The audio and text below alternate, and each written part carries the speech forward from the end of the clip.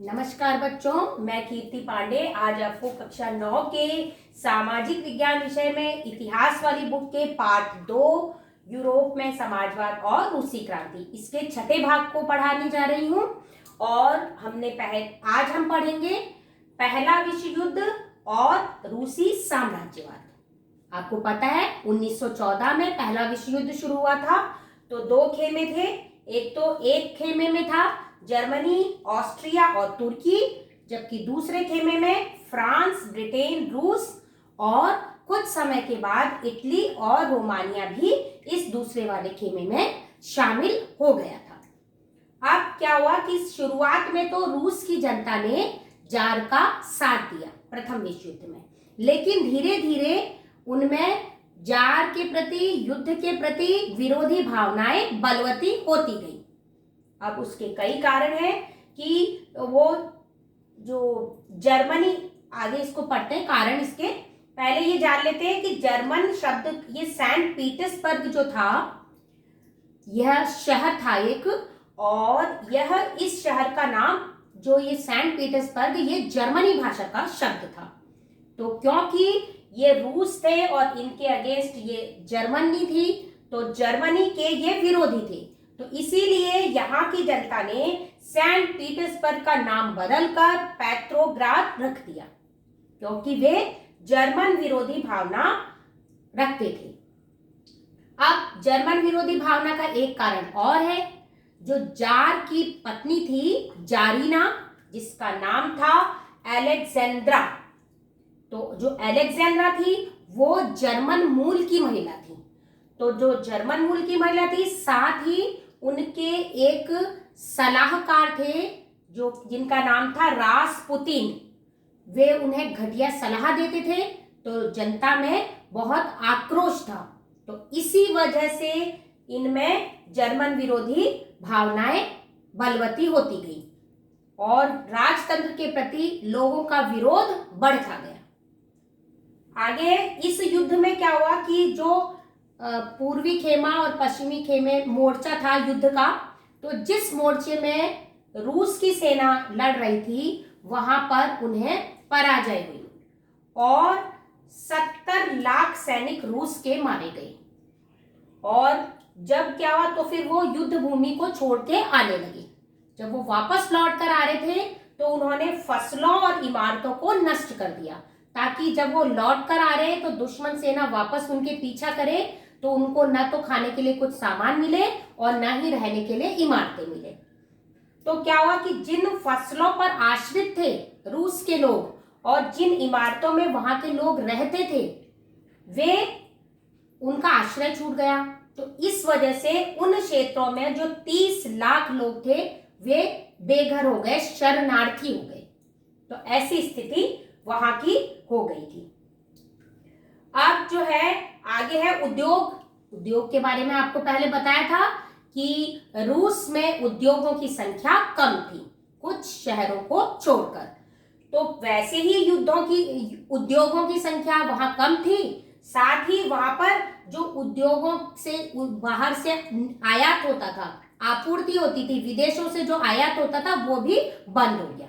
अब उसका कारण कि जो बाल्टिक समुद्र था, बाल्टिक समुद्र के रास्ते रूस में आयातित माल आता था। अब उस पर जर्मनी का अधिकार हो गया, बाल्टिक समुद्र पर। तो इसीलिए वहां पर जो औद्योगिक सामान है उसकी कमी हो गई। यह भी जर्मन विरोधी भावना का एक कारण था। अब जो रूस में बनने वाले जो औद्योगिक उपकरण थे वे जल्दी बेकार होने लगे, मतलब उनकी जो क्वालिटी थी वो अच्छी नहीं थी। अब वहां पर बहुत लंबा समय हो गया था, रेलवे लाइन रिपेयर नहीं हुई थी, तो रेलवे लाइन टूट गई थी, क्योंकि उद्योगों को आगे बढ़ने के लिए रेलवे की बहुत ज्यादा जरूरत है, क्योंकि एक स्थान से दूसरे स्थान पर सामान रेलवे लाइन के जरिए ही पहुंचाया जाता था। आगे है जो युवा लोग थे, जो स्वस्थ लोग थे, युवा जनता थी, जो स्वस्थ जनता थी, वो युद्ध में झोंक दी गई थी। तो इसीलिए स्वस्थ जनता की कमी हो गई थी। अब मजदूरों की कमी हो गई थी, क्योंकि वे मजदूर वही युद्ध में गए थे। अब जो खाने का सामान था, जितना भी उत्पादन होता था, वो युद्ध भूमि में सैनिकों के लिए भेज दिया जाता था। और जो साधारण जनता थी, उनके लिए रोटी और आटे की कमी हो गई थी। अब रोटी और आटे को लेकर वहां पर अनेक स्थानों पर दंगे होने लगे। दुकानों के बाहर, क्योंकि रोटी और आटा नहीं मिल पाता था और लोगों की भीड़ लगी होती थी, तो दंगे हो जाते थे। अब आगे चलते हैं बच्चों। पेट्रोग्राद में फरवरी क्रांति। पेट्रोग्राद, जो कि आपको बताया था, सेंट पीटर्सबर्ग का नाम पेट्रोग्राद रख दिया था, वहां पर फरवरी की क्रांति हुई थी। अब फरवरी में क्या हुआ था वहां? ऐसा था, नेवा नदी है वहां, रूस में एक नेवा नदी है, उसके राइट हैंड साइड में मजदूर और कारखाने, मजदूरों के रहने के स्थान, मजदूरों के निवास स्थान, मजदूरों के क्वार्टर जिन्हें कहेंगे, वो थे, और कारखाने थे, है ना, फैक्ट्रीज थी वहां पर।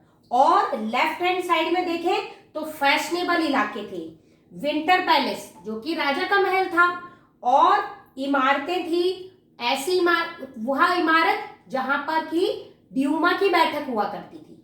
तो इस तरह से अनेकों जो रईस लोग थे, उनकी इमारतें लेफ्ट हैंड साइड में थी। तो अब क्या हुआ कि उसी समय में भीषण बर्फबारी होने लगी। मतलब उस साल जो फरवरी का महीना था, उस साल बहुत सर्द बीता और बहुत ज्यादा, जितने अन्य सालों में होती थी उससे ज्यादा बर्फबारी वहां रूस में हुई। तो ऐसे समय में क्या हुआ कि उद्योगों के जो मालिक थे, उनसे उद्योग चलाया नहीं जा रहा था, मजदूरों की संख्या कम थी, जैसा कि ऊपर बताया। तो उन्होंने क्या किया कि फैक्ट्रियों में तालाबंदी कर दी। अब जो रूस के इतिहास में ये जो फरवरी की क्रांति है, उस क्रम में यदि तालाबंदी लें तो उसका अर्थ यह है कि वहां के जो उद्योगपति थे, जो फैक्ट्री के मालिक थे, उन्होंने फैक्ट्री को बंद कर दिया, ताला लगा दिया कि अब यह फैक्ट्री बंद होती है, यहाँ पर कोई काम नहीं होगा। तो और वैसे अभी हम कोरोना में लॉकडाउन, जो तालाबंदी है, उसका अर्थ आप सब जानते हैं, उसका अर्थ अलग है कि भाई कोरोना से बचने के लिए हमें कहीं बाहर जाना नहीं है, अन्य जिससे आप परिचित हैं। अब जो है, अब तालाबंदी हो गई तो लोगों को रोजगार बंद हो गया, तो इसीलिए हड़ताल हुई। इस जो फैक्ट्री थी, पेट्रोग्राद की जो फैक्ट्री थी, वो बंद हो गई। तो इसीलिए अन्य फैक्ट्रियों के, जो एक फैक्ट्री बंद हुई तो अन्य 50-60 फैक्ट्रियों की जो मजदूर थे, उन्होंने भी हड़ताल कर दी। इसी में पेट्रोग्राद की जो महिलाएं थी, उन्होंने कई हड़तालों का नेतृत्व किया था।